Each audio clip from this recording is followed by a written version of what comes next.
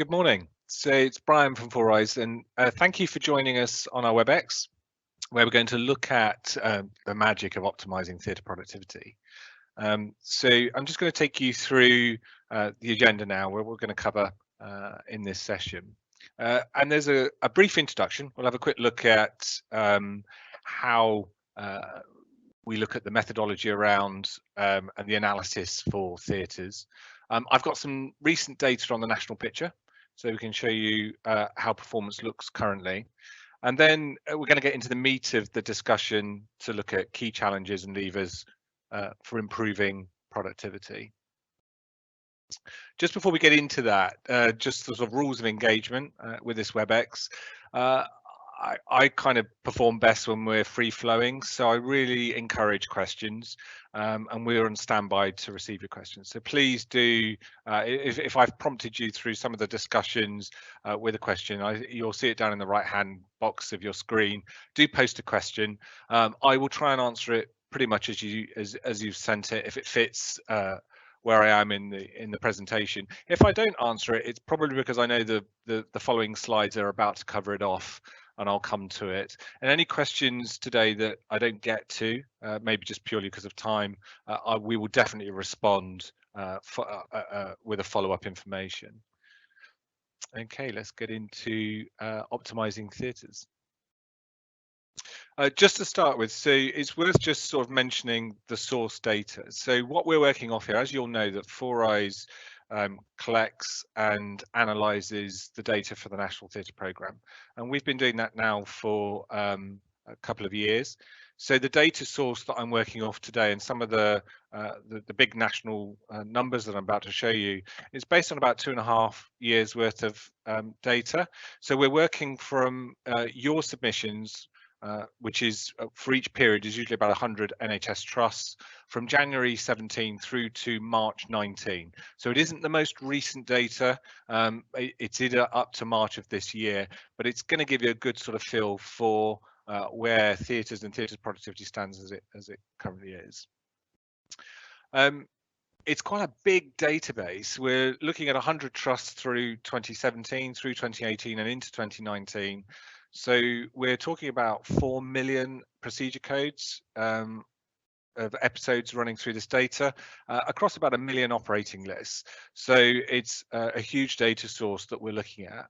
Now, just to mention, I've put a note in here. This WebEx day is in no way meant to be a substitute for the normal direct feedback from Four Eyes or through the regulator that you are in conversation with, those of you that are in conversation with. But by all means, reach out to us if anything through the data perks your interest and you actually want to know a little bit more about either your submission or your analysis. Then I would be delighted to get in touch and walk you through the data and what it's showing. So do reach out to us if you want further information from what I'm going to show you today. So what are the key messages? Well, first of all, we need to look at the methodology. Ultimately, if you don't like the methodology, then you're not going to like the analysis that it shows. So I'll start off by just taking you through the methodology and making sure we're all comfortable with how we are determining what productivity looks like. There should be no surprises there. We're measuring downtime compared to uptime, which ultimately in an operating list looks at late starts, early finishes and intercase downtime. We are looking at in-session productivity. So this presentation is looking at half of the story. There's another half of the story about theatre productivity, which is more related to sessions that don't take place, drop sessions at short notice, which again can identify significant opportunity for organisations. Now, obviously, from a distance, we don't have that analysis, so hence we're looking at in-session productivity today. Also, the other reason for looking at in-session productivity is you ran those lists, they took place, they had elective cases on them. So there are some underlying assumptions here, as one would expect, that you are running those lists safely, they are well staffed, and they were well planned. And so we're looking, and they were funded, and that's why we're looking at in-session productivity today. Overall, over the 2.5 years, the national picture continues to show quite a significant opportunity in those lists that took place, in those elective lists that took place across the nation.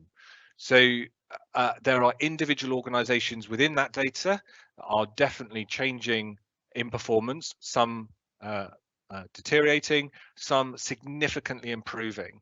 And what we are seeing is that there is real wide variation at specialty level between trusts. So when I start to get into some of this data and we've gone beyond the methodology, one of the sort of messages I give out is as we're treating all trusts the same in the way that we're analysing the data, the question is why would a trust be an outlying position? And that should raise and perk an interest as to why either they're performing incredibly well compared to the majority of trusts, or they're not. They're actually towards the bottom of the list, and actually there's huge opportunities, and needing to understand that. What we do know, having now been implementing improvement work across the NHS for the last 3 years or so, is that this is beginning to focus into a number of key areas. And there'll be a number of publications out there, a number of organisations talking about what really makes the difference around theatres. We've done a lot of implementation work, a lot of validated diagnostic work, and and 4Eyes has learnt lessons along the way. And now we know what really makes the difference. And you can see in this third bullet, I'm listing out the real core themes here about how patients are listed, the impact of pre-assessment, the big one being 642 planning, which is your theatre schedule, how lists are signed off, and then those on-the-day logistics that need to be managed. So we're going to go into some of this through the presentation. So we've got a question that's come in. So the first question is, what do consultants say about your methodology? Does it stand up? Well, I'm just going to go into the methodology slide now, and I'll pick that up and answer it as I go into that. So this slide, it looks a bit busy. For those of you that know 4Eyes, you have experienced this slide in a number of decks. But what this really shows, this happens to be an ENT example, but what it's trying to give a picture of is an operating list and the procedure time series data of that activity going through that operating list. So in this example, there's a couple of tonsillectomies and a myelongotomy on this list. And then the boxes above it show that there are multiple lists. So what we do is we take 12 months worth of your theatre data across all of your specialties, and we cleanse that data and we filter it to list owner, plan duration, and location. So and those are very deliberate filters. So the list owner is because that's the transaction of how data is recorded currently for operating theatres across the nation. So this is the lead consultant who owns that operating list. That consultant may not have done all the activity on that list, so it's how that list functions rather than the individual and the team around it. So it's list owner. Plan duration is the length of the list. So is it a 4-hour session, an 8-hour session, a 9-hour session? Obviously, the performance of those lists will differ due to their plan duration. And then the third one is the location. And the logic here for a lot of specialties, not all specialties, but a lot of specialties, is that the caseload on your activity on a day case list will differ considerably to the caseload on an all-day inpatient list. And therefore, we're measuring the timestamps of that activity moving through those lists. And therefore, because we're coming up with this methodology, we want to make sure that we're as accurate to the average case size that's determined on that operating list. So we then capture all the timestamps, and the two main timestamps that we are looking for when we're measuring off is start of anaesthetics in the anaesthetic room, needle to skin, start of induction. There's a range of names for it, but it's the start of anaesthetics through to patient into recovery. Those are the two outer timestamps. We do gather them all in, and we do look at surgical time as well, which is procedure start, procedure end. But the count at dashboard level, at the national level, to determine opportunity is determined on those two outer timestamps of start of anaesthetics through patient into recovery. Once we know those, and we know those for all the activity through that particular list type and that plan duration under that list owner, we're able to work out a mean case size, an average case size of the activity moving through. And then what happens after that is simply, if there's downtime in a single operating list, so effectively there's no patient in the anaesthetic room on the operating table on the way to recovery, and that downtime is greater than their average mean case size, then theoretically they could have got another average size case on the operating list. And that's what this slide is trying to demonstrate. Just to say how we handle a number of other things, if there was emergency activity on that list, it's an elective list, but if there was emergency activity included on that list, we include the time series data of that activity, we don't exclude it. If the list overran, we don't just cut the time off of the overrun, we look to see if the list could have completed on time in the first instance.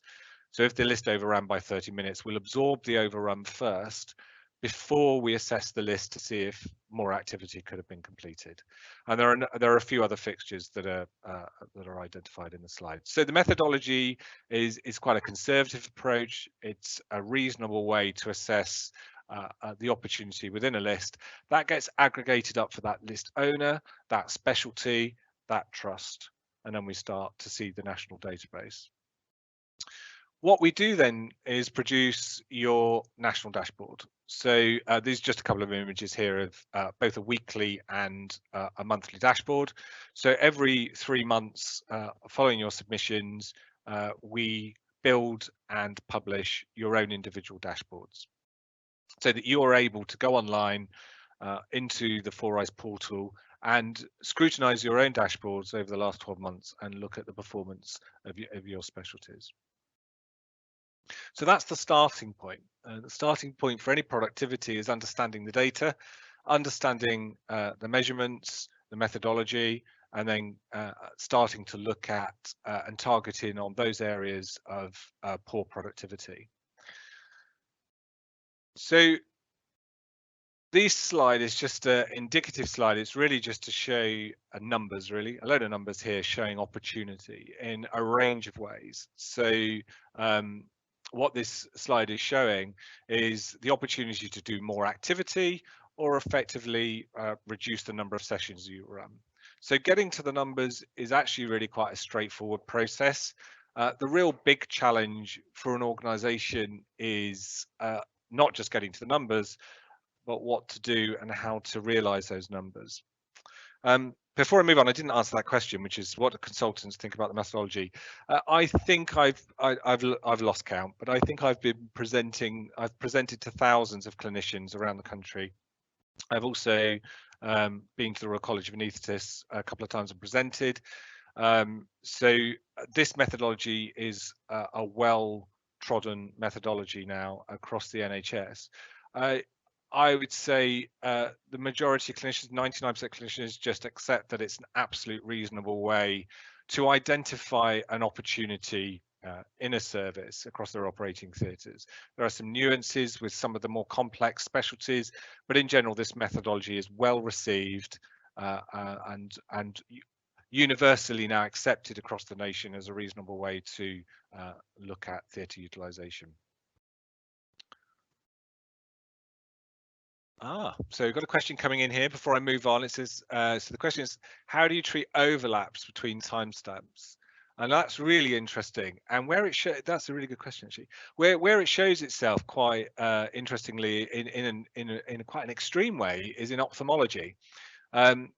So let me explain. So the timestamps, when we talk about overlapping timestamps, what you might find is that you've got a patient on the operating table coming towards the end of their procedure, and the next case is in the anaesthetic room and they've already started the anaesthetic timestamp. So in reality, the patient timestamps are overlapping. In the methodology, we've taken a very cautious line here of not overlapping the timestamps. So theoretically, we put the patients back to back. So we're not looking to overlap. And as you can appreciate, that's quite a cautious line, but we believe it's a really cautious way to take, because the majority of organizations can't overlap their cases. They don't have the anesthetic support, they don't have the ODAs or the anesthetic nurses available or the anaesthetists available to be able to overlap cases. Our assumption from the hard data is to take the line that nobody has that capability, even though we know organizations do. So we put the patients back to back, or the time series data back to back. So in reality, for a number of organizations and for certain specialties, we're underestimating the opportunity. Where that shows itself quite significantly is in ophthalmology, where we see a lot of overlapping timestamps, where they've started the drops in the anesthetic room, why they've got a case on the table. That's completely acceptable, completely understandable, the clinical pathway, but we've put those cases back to back and said there's a limitation to the number of cases that can be done on those lists. Clearly, if you are able to overlap cases, you're able to get more activity completed beyond what we are demonstrating through the analysis. Thank you for that question. It was really good. So moving on then. So let's look at some big numbers. So what we've been doing over the last week or so is just pulling together all of the hard data behind the submissions, just to look at some trend analysis and see if there are some differences in the opportunity and the performance across the nation.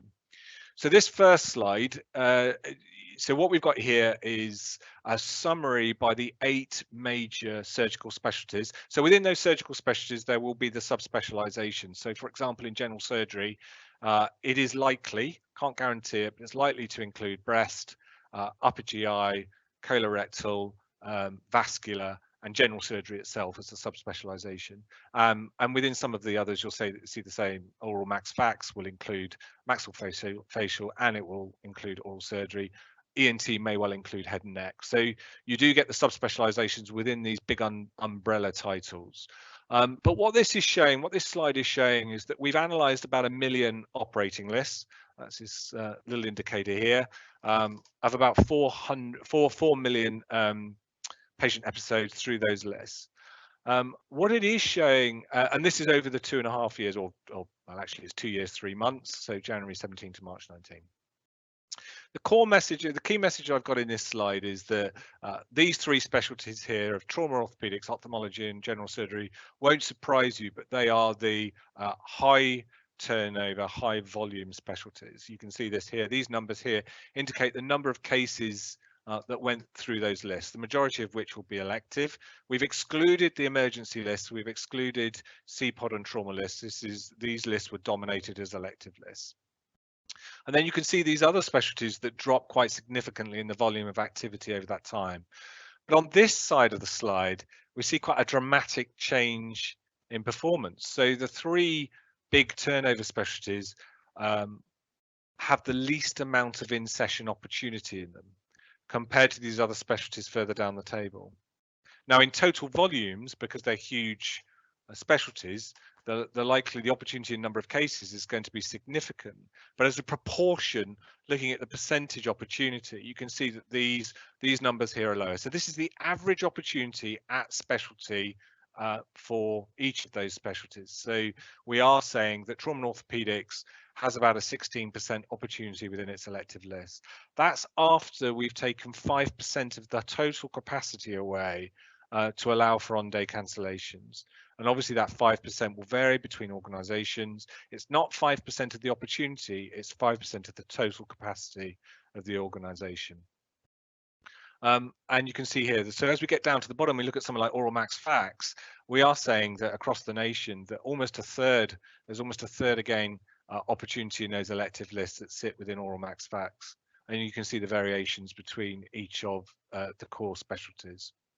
But overall, the opportunity, when we look at this aggregated up across the 100 trusts over the 2 years and 3 months, it's around about 17%, and has stayed consistently 17%, even though within that organizations tend to move up and down. These numbers are unlikely to be a surprise to you. These were published in the national report by the regulator, and it turned up were highlighted on the BBC News, and this is out of that core data. So what we are seeing and still see is about a third of the operating lists start about 30 minutes late across the board. There were over 100,000 operating lists that finished on average 60 minutes early. And when you start to look at some of the sizes of the downtime in these list. This aggregates up to just shy of 300,000 more additional cases per year in those elective lists. And we would argue if you could deliver half of that, if you could deliver half of that opportunity, then we are saying that up to 150,000 people could have got their operations within those funded sessions that were operated on. So it does aggregate up to some significant numbers. So what's driving this opportunity? So these slides here, looking at this this national picture, I'm running it from January 17 up until January 19. This is the trend analysis or the trend line of lists that start 30 minutes late. And you can see back in January 2017, it was about just over 32% of lists that were starting at least 30 minutes late. The trend line is heading in the right direction, but not significantly so. But what is interesting in this slide is the variation over the year. And I know lots of people go, well, we know that, but actually it's quite good to look at the data and see it absolutely so explicitly shown out. So look at the impact of the January, February kind of March period on late starts, and we can see that they jump up significantly. This chart shows late starts of 30 minutes. This chart shows late starts of 60 minutes. And again, looking at the January factor, the winter factor, the impact of those late starts is enormous on these lists. The same thing with the early finishes. This chart here is showing early finishes of 30 minutes, and this one's showing the percentage of lists that finish early over 60 minutes. And again, we are seeing some significant numbers here.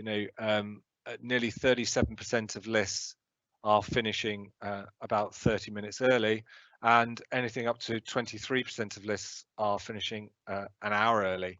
And that's exacerbated significantly again during those pressure months, those real hot months of December, January, February. You can see on these charts. So that's what's driving quite a significant proportion of the opportunity. So what we do see, though, is that there's also, as well as a wide variation in performance at specialty level, we're also seeing that at trust level. So what I've tried to do here is analyze at specialty level the variation between trusts for the opportunity at specialty levels. So, and I've used a number of KPIs to determine this, and I have tested this out with a number of organizations to demonstrate this ranking that I've been able to pull together, and there is a real logic to it. Now, as in all rankings and the ability to rank, there is going to be very many reasons for the wide variation in performance here. So the real core message here is why would an organization be a significant outlier with a particular specialty? They'll know the local context, but from a national data analysis, it's good to understand and be able to see those organizations that are struggling to be productive with their theatres for certain specialties. What we have found is with most organizations, they have significant variation at specialty level. So what we are seeing is some organizations are performing really well with some specialties, highly productive, and with others not so. So what we're not seeing is a consistent high performance across the board for the majority of trusts. We're seeing wide variation even within trusts. What this slide is demonstrating is the core KPIs we're looking at. So what we're looking at is and benchmarking against is the average case per 4-hour session, and everything's divisional by 4 hours. So irrelevant of your planned durations, we've analysed it. It's a mathematical calculation. We've analysed it and determined the average case per session per 4-hour session. Your in-session utilisation, so the amount of time spent on touch time between needle to skin or start of induction through to patient into recovery compared to the available time, and the opportunity to do more. So what opportunities less? So what good would look like in this analysis is a pretty good average case per session, accepting there's case mix to be considered, and I'll come back to that in a minute, high in-session touch time utilization and low opportunity. And likely, if you've got a good average case per session, high in-session touch time utilization and low opportunity, you're going to rank high at specialty level. And obviously, if you've got low touch time utilization, high opportunity, you're going to rank relatively low on the productivity scale. So here's ENT. This is just the national picture. So this is over that data period of January 17 all the way through to March 19. And it's a busy slide, so apologies for that. You can see it's an Excel-based tool. But what this is demonstrating is I've cut and pasted the what looks to be the highest or most productive trusts and clearly anonymized trusts for this specialty, and then this is at the lower end of the table. And what you can see here, there's so much data that I've hidden a lot of the columns and just left up the core ones. But what this is showing is the number of sessions that we're talking about, so you can sort of get a feel for the size of the service, the number of cases that went through those elective lists, their average touch time. So this is overall. So obviously it's more relevant at surgeon level, at list level, which we're able to filter down to. But for this exercise, this just gives the sort of feel for the size of the average case size to see whether they have got a more complex or caseload than, and that might be some answer as to why they're not so high on the average case per session. Then you've got the average cases per 4-hour session, which is that mathematical calculation I discussed. This is the actual opportunity at 5%, so the additional number of cases they could have completed within those elective lists after a 5% tolerance is considered. This is the opportunity that's left as a percentage. So in this one at the top, they could have done 4% more operations than they did, which is this 71. It calculates out at 4%. This is their touch time utilization, which in this example is 89%, and then the rest is ranking. So what we have here is you will have slight variation at the top, and it will be something to do with either the average case per session or it might be the touch time utilization. There are two other barometers, two other KPIs that aren't being shown on this screen that our latest analysis took into consideration. Because when I first tried this, there was one challenge that I needed to overcome, which was short plan durations. So as you can appreciate, if you run a short session, a 3.5-hour session, there's less likely to be downtime in a 3.5-hour session than if you're running a 4-hour session, an 8-hour session, a 9-hour session. So we wanted to consider the fact that we needed to take into consideration that if you're running long sessions and you're deploying lots of hours and you're highly utilizing them, then that would be as productive and even more productive in certain ways than if you were running shorter sessions. So we've given a bit more weighting to the number of hours that the specialty is deployed. And the second thing is we've given a bit more weighting to if you have a slightly larger case mix.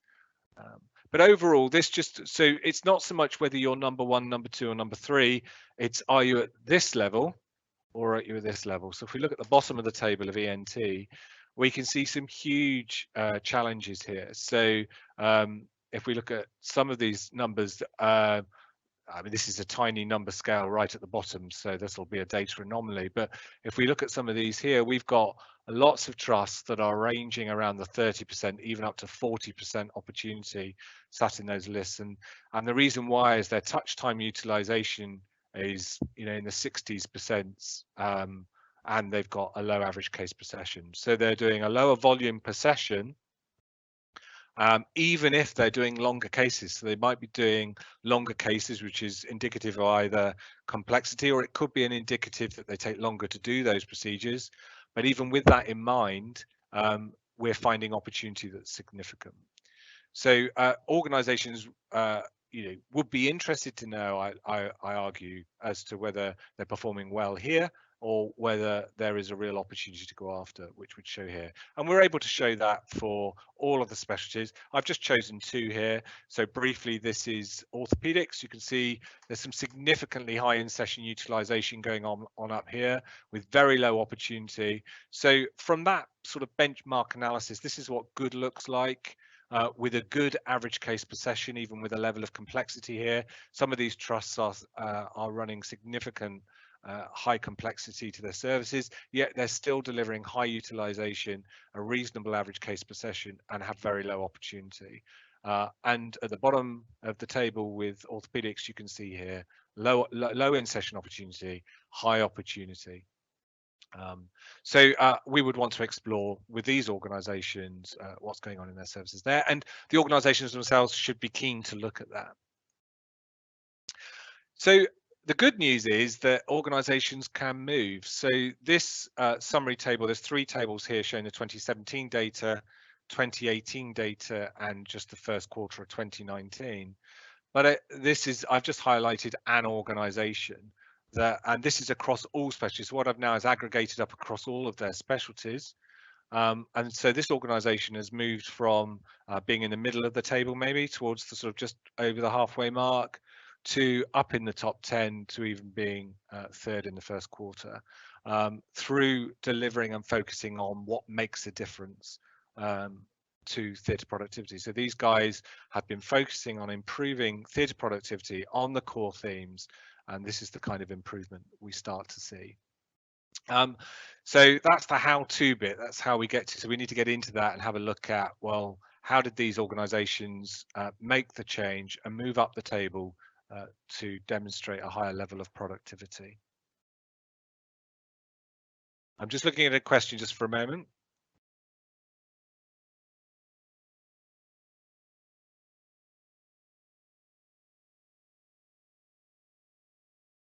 Okay, so I've got this is quite an interesting question. So before I move on, I'll just answer this question. So this is from a scrub nurse who works both in the NHS and the private sector. Has worked in 46 units, so this is a seriously experienced and widely employed scrub nurse. But the question she or he is asking, which is really interesting, is and I've heard this a lot actually, which is on the private sector, they see a much more efficient model, higher throughput, and actually the whole experience seems to be more beneficial to patients. But basically says, and the real challenge here is, I guess not all NHS units are the same, but has anything been picked up on this? I think it's a really interesting and challenging question.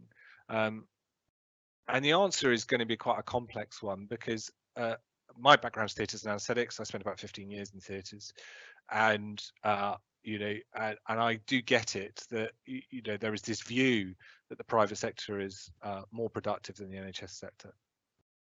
And some of the responses we get as we go around the country, in lots of ways, is a very different environment in respect of case mix, complexity, and I suspect in a much bigger way, the impact of the whole acute system and the pressure of managing acute medicine versus trauma, emergency, and elective programs. So I think the story is much more complex. What is interesting is that currently we don't gather in data from the private sector, and it would be really interesting to look at that and compare at it at the level that I'm demonstrating now, because I wonder how more productive they are in the NHS if it was a like-for-like review. Now, I was the managing director of Swelliok, the big hip and knee centre down in Epsom, for 6 years, which was a standalone unit, but it had a PACU, a post-anaesthetic care unit, and therefore we accepted all cases of all complexity. And Swelliok was really high. You know, we got to Swelliok being a really highly productive elective orthopaedic centre, even though it could take up to well, routinely HDU level, but even up to ITU level cases. And I think, you know, it will be no surprises that it was easier to be highly productive in a standalone elective centre where control of the beds were ring fenced for the service. And therefore the flow in and the flow out of theatres was easier to control and manage. So I think the answer, it's a really good question. The answer is a lot more complex. I don't think it's a like for like view between a private service running its operating lists compared to an NHS service of an acute trust that's having to balance a whole range of complexities and operational challenges. But you're absolutely right. What the comment I really like about is the patient experience, but I would say staff experience as well. And having been a theatre nurse for a long time, is Nobody likes an underperforming operating list or a list that isn't fully optimal. Actually, it's just the interest isn't there as great as it is when a list is optimized, is busy, the team are all fired up for the list. And that there's something in that dynamic that I think is really quite exciting. I've got another question here, which before I move on, I think is really important, and actually it's back to the slide earlier about late starts, and I think I'll just bounce back to this chart here about late starts. So what I am learning over time, I know I'm going to state some obviousnesses, but the data is beginning to show this, is that the majority of operating lists are planned to start at 8:30, with needle to skin in the first case at 8:30. The majority of job plans and staff rotas deploy staff to start at 8 o'clock. So when I was in theatres in the 90s and in the early turn of the, gosh, that makes me so old. Turn of the century makes me feel really old. It was in the days when patients were admitted the day before surgery. Anaesthetists got to see the patients before surgery. Consenting was done the day before surgery. And therefore a lot of the planning and preparation was done the day before surgery. And we started shifts at 7:30 in the morning on the day of surgery. So we were in even earlier in getting set up. Of course, life has changed dramatically since then. So now we bring patients in on the day of surgery, and we bring them in lots of cases staggered just before their surgery. And we're bringing staff in later and closer to the start time. So I think there's a real challenge here about teams being able to plan and see their patients and prepare their patients and be ready for needle to skin at 8:30. Yet the average, and I'm talking the laws of averages here, it will differ, there'll be lots of variation, but the average job plan is generally a 10-hour day. The average theatre staff rota is a 10-hour day. So my challenge on late starts isn't, can you get everything up and running and all 20, 30, 40, 50 theatres with needle to skin at 8:30?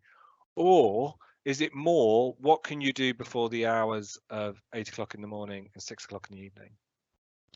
And can you vary the start times? So does everything have to start at 8:30, or can you stagger the start times? As long as, if you don't want to affect job plans and rotas, you can move that start and finish time within that 10-hour shift, enough to make a significant difference on things like late starts.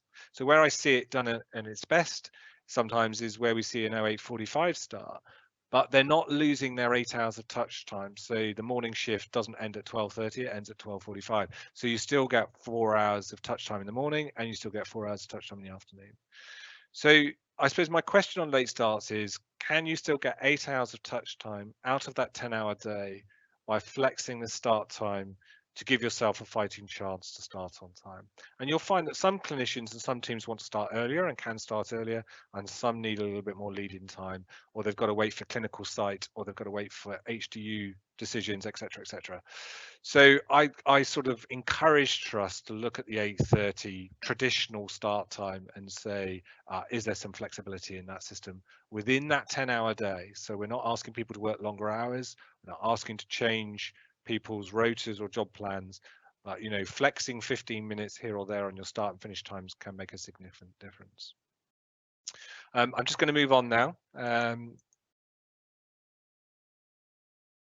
So one of the things we say when we meet trusts is about being clear on the numbers. So, and I said earlier in the talk, getting to the numbers is relatively straightforward. Actually, there is always the devil in the detail, and I'm not expecting you to read these charts, but I'm just putting you up to say it's really important for when you start moving into what makes the difference is understanding what are the target numbers. What is it you're trying to deliver? Is it 50% of the opportunity that's been identified? Is it to deliver your admitted waiting target? Is it to draw down the RTT pressures? Is it to reduce the number of sessions that you're running? So getting an understanding about what the business plan is and what the target numbers are and how those affect down at specialty and even further down at to list owner level is really important. I've just got an example here of a tracker of weeks 1 and 2 about when we sit in list planning about getting and identifying performance against their total sessions, their total cases, and their average cases per session, and sort of being able to measure against those to determine whether we're on target or not.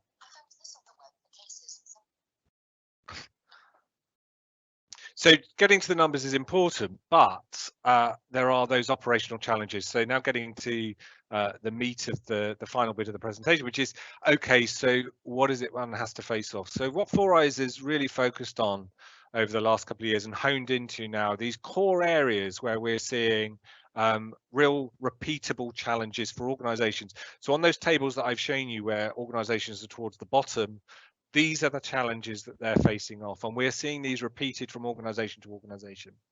So focusing in these areas, and this is going to be circulated, so I'm genuinely not expecting you to be able to read off all of this, but and the idea of putting it together on a busy slide is that it's to be of value for you guys. I want you to have this so you can start to test yourself and look at yourselves against this to see where you are against some of these things. So just for example, in the first one, list planning, no effective scheduling tool. If you're not using the hard data that's available in your theatre systems, available to you within your organization, to actually evidence and determine procedure times, then you've got a challenge already, because the alternative is it's relying on the wise few or the anecdote view of the many rather than the evidence-based facts that's in your system.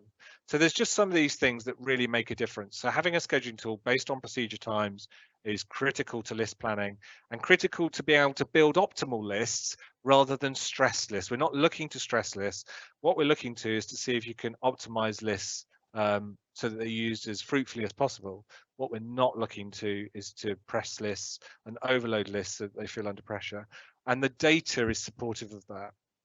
And then there's a range of other things that you need to be looking at. So what these 6 things really lead up to is 3 sort of core themes, which is your 6-4-2 planning and how you run your theatre schedule over a 6-week cycle, how you list your patients to pre-plan an optimal operating list, and then the third sort of core theme, which picks up these other areas, which is cancellation avoidance. Because you've done all the hard work of agreeing the theatre schedule over 6 weeks, you've looked at the list for the next 2 weeks, and you've optimized them and you've locked them in. And then everything thereafter is about operational management, about cancellation avoidance and how things fall through. Now, beds is really important. I've seen a question come in about beds. Beds is up there. I absolutely agree. And we've just seen it in the winter pressures that beds does have a major impact on elective programs, as you well know. But actually, interestingly, as impactful in our experience are things like cancellations for non-clinical reasons or admin reasons. So, and there's lots of them, as you well know, why communication fails and patients end up cancelling on the day. And so some of that stuff about how pre-assessment communicates with scheduling in order to ensure patients are fit to proceed on lists is pretty critical, and yet we see significant gaps in that process. So these are some of the challenges that I thought I would share out to you, and then we'll start to just go a bit further. What is interesting, the reason why the theatre in blue, pale blue on the right, is it's showing that what happens actually on the day does have an impact, but actually the pre-planning piece is far more impactful. So how you plan your theatre floor plan, the 6-4-2, and list planning and patient sign off well before the day of surgery has a much more greater impact than actually what happens on the day, although there are those things that do affect the list on the day. Just seeing, I think, is that another question coming in? Okay, so effective processes. This slide here is just a top slide of what we call our capacity and capability assessment. And what underneath this is a load of prompts for what we look for when we come into an organization, really to determine where they are on their recovery plan or their development plan or their delivery plan on achieving optimal theatres. And no surprising, the 6-4-2 is right up there at the top. So using an example of 6-4-2, is it being chaired by a decision maker or a facilitator? because 642, which is your theatre floor planning meeting, shouldn't be a facilitating meeting, a discussion meeting about passing things through. It should be a decision-making meeting about your capacity, your theatre capacity over the next 6 weeks. A good temperature gauge of whether 642 is going well in your organisation is all the discussion happening at weeks 6 to 4, or is all the discussion happening at weeks 1 and 2? If all the discussion's happening at weeks 6 to 4, then and there's very little discussion going on at weeks 1 and 2, the likelihood is that you're getting it right in 642. Because as you'll know, you get notice period for leave and absence at 6 weeks. The specialty should have a good understanding between weeks 6 and 4 whether they're going to use the session that's on the programme or not. And if not, then the internal trading should take place to offer up those specialties to other specialties in order for them to be able to utilise those sessions, or close those sessions down in order to give theatres a good chance of staffing and rotoring to those sessions that have been signed off. So if there's a lot of discussion at weeks 6 to 4 and lots of energy in the room and lots of internal trading, that's a really good, healthy place to be. If there's lots of energy and conversation at weeks 1 and 2 and at its worst in week 0, then you know that you are absolutely in operational management and you're right at the forefront of change. Things are still happening live within week 0, weeks 1 and week 2, which theoretically are your lockdown weeks.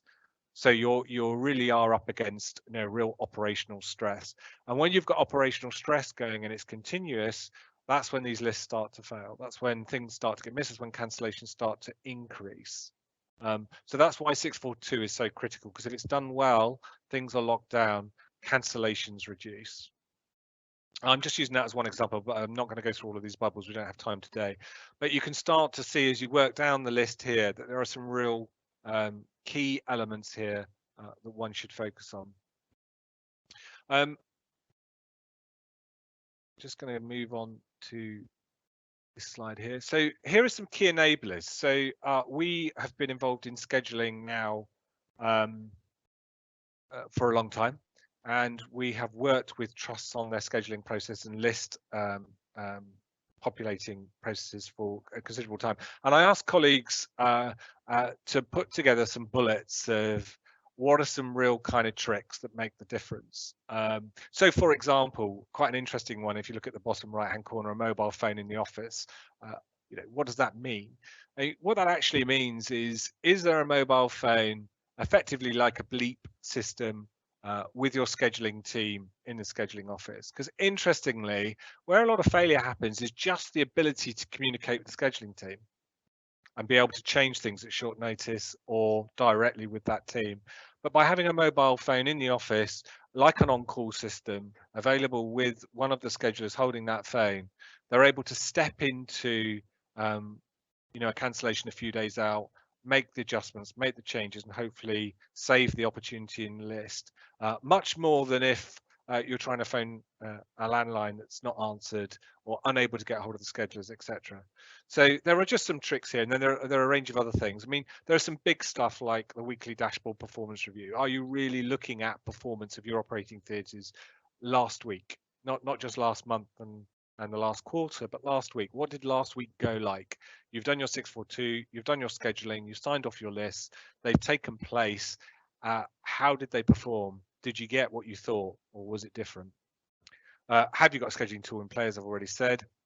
Are you monitoring and tracking the performance numbers, your magic numbers, which are effectively your sessions and your cases? And then there's a range of other things here that help. Well, another one here, buddy system and handbook. Are your scheduling teams buddied up to cross cover when someone's away? It makes a huge difference. Do you have a short notice call in list that you can call on patients that are happy to be called in at short notice? Do your scheduling managers attend list planning meetings, or even possibly the 642 to have input to that? The final bit, because I'm conscious of time, I just wanted to look a little bit stargazing, go to the future, and that is the role of software. So everybody's looking for a digital response, and you know, in scheduling itself, we rely on you guys rely on you know, your champions. Everybody's got a you know, a Sandra, a Tom that go above and beyond to help fill your lists. You know, and currently as we go around the organisations, we're relying on personalities, and really we do need to move from personality to process. Evidence-based list planning, and then the role of software to help populate those lists. So the moving forward, and here's just a list of the few things that we would expect from software. These are the kind of things that software is underway, is being developed. 4eyes is developing its own software. Other companies are developing their software. You know, the software to help with the scheduling 642 process. We would argue, I would argue, that these are kind of the core things that software should look to answer, look to support your teams with. And under the rule that 80% of what you're planning and scheduling is predictable, should be able to be planned and delivered by software. And that enables the 20%, the more complex world, your cancer cases, the real complex revisions, your complex activity being managed by your skilled staff. So, and I've listed out here a number of the things, you know, a comprehensive theatre schedule that's interactive and shows those KPIs, automatic scheduling or automated scheduling. And when we use the term smart scheduling, we really mean smart scheduling. So a scheduling tool that can feed off a live PTL PTL waiting list, elective waiting list. Your 642 to help publish your 642 so you can see it up there. It's interactive. You can see the impact of your list planning, your internal trading, you're moving through the system. The use of surgeon specific procedure times. There is absolutely enough evidence out there now, enough data and good data enable for you to use that data to inform you about how long procedures are required at surgeon level for your list in order to build optimal lists rather than stress lists. I've mentioned the live PTL. And then the other thing is, can that software help you with your recovery plans? So can it map out your magic numbers, your magic sessions, and track that and demonstrate that for you through your 642 processes so you can see whether you're on plan or you're off plan. So in summary, well, one, thank you so much for joining the call and joining the WebEx. But I'm hoping what I've shown you there is a reasonable methodology to look at in-session productivity, a reasonable way of ranking at specialty level and even at trust level, looked at your productivity of your elective list to be able to identify outlying services or outlying trusts who have a particular challenge to overcome.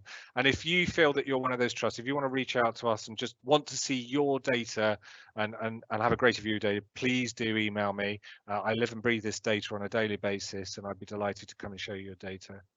But what it does show at a national picture, we still have a significant in-session opportunity across the operating theatres or elective theatres, and we're all in this. We're all in this together.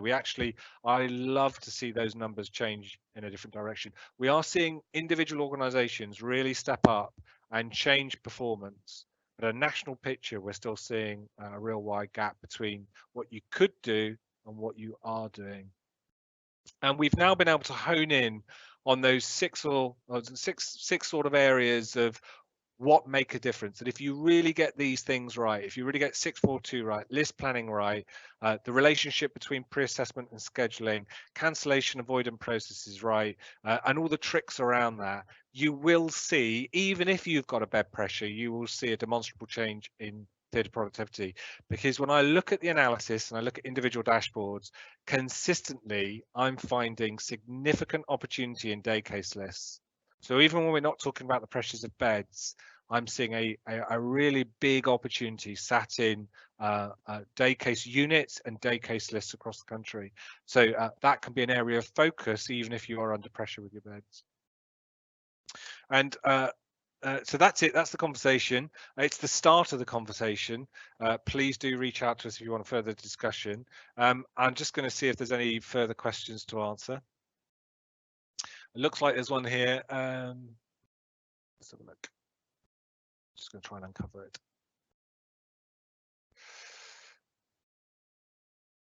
Oh, yes. So do you look at opportunities due to variation at individual procedure level? Same procedure taking 30 minutes by consultant A compared to 60 minutes consultant B. That's a really good question. So we do. The dashboard is, as described in the methodology, the dashboard looks at a mean case size. So it doesn't consider the procedure.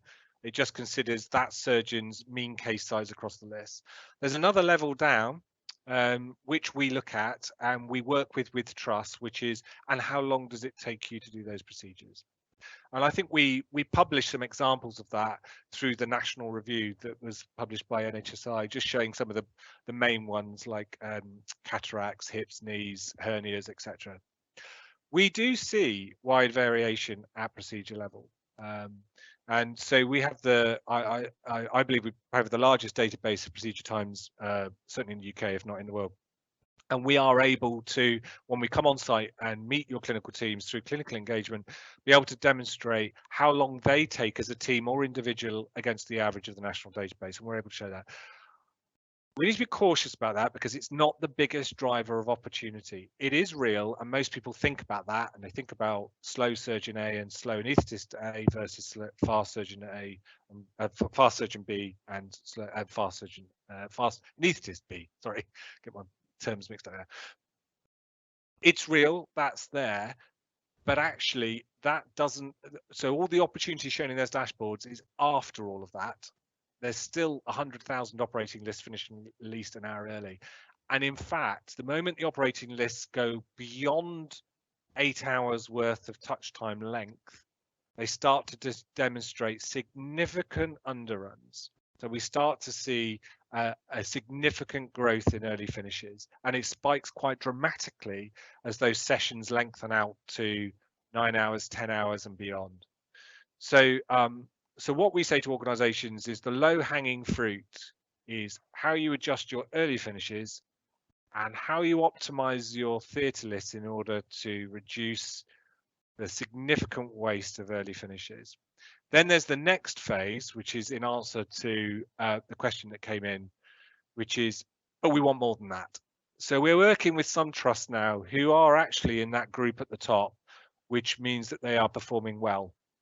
That from a productivity perspective, they're doing well, but actually they've still got a challenge and they need to change the game. So once we start to have conversations with them, we start to look at procedure times and what could change in the pathway. So this isn't about pushing surgeons to operate faster, pushing anaesthetists to go faster. It's not that. Generally, it's looking at the system and processes and the method of transfer and how you're using your theatres as to why that might be leading to lengthier procedures. And we start to work with trusts about super listing, doubling up anaesthetic teams, etc., in order to generate more activity through the lists. So in answer, we have the data, we're able to show it, we can demonstrate it. It's what's it for? What are we trying to achieve with it? That's really important. I think we've just got another question, aren't we?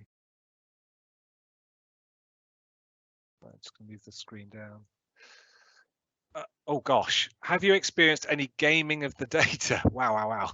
It's possible to, for example, for a slower surgeon to have better utilization than faster surgeon. Okay, so I wouldn't use I'm not going to use the word gaming because they just simply are slower surgeons and there are faster surgeons. So just in reality there is, and there may well be surgeons that do that deliberately or not, but the reality is we all know that there are slow surgical teams and there are faster surgical teams. So what does it do to the opportunity, which is why I ran this most recent slide deck. So I'll just go back just to quickly share it and then I have to wind up, but let me just show you here. So I'll just show this in orthopedics, for example. So what you'll find is if they are a slower team, now this is at specialty level rather than individual level, but remember it goes down the layers. You can see here that the average touch times here for some of these organizations is greater than some of the others.